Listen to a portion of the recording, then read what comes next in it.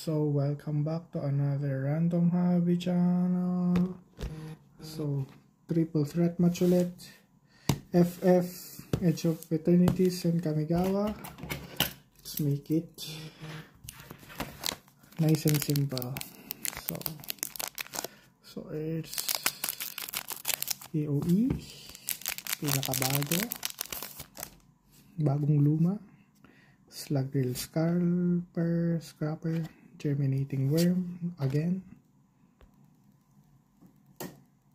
Exocet Savior, Perigi Beckoner, Mental Modulation, Zookeeper Mechan, Temporal Intervention. Ang pangit nung edge niya.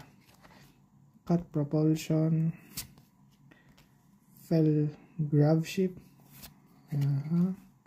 Ilva Infiltrator, wala pa yung 100 Tempest Reward and 100 hits. Anti-Causal Vestige, Ting Chorbaru, Slugrill Scrapper, Foil, Island, and Lander. So, stay with me. Tama ba? Christic Study, Paladin Arms, Black Mage's Wrath, Commune with Weavers, Stuck in Summoner's Sanctum, Sabotender, World Map, Laughing Mud, daming Laughing Mud, Seed, Timeless Artificer, medyo okay siya, Restoration Magic, Renoa, Cargo Ship, Steelskin Moogle Merchant, Choco Comet, Sour Foil, double foil, Vector Imperial Capital, and Hero Token. And next, Kamigawa. I don't know kung anong hits natin dito, kung anong chase card, but it's a old set. Hero of Ancient Fang, Aki Ember Keeper, Peerless Samurai.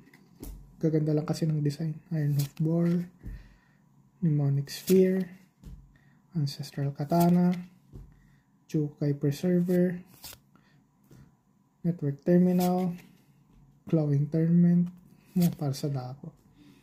For of the Lord Konda, Fragment of Konda, Hotshot Mechanic, Onicult Anvil, Seismic Wave, and Thousand Face Shadow.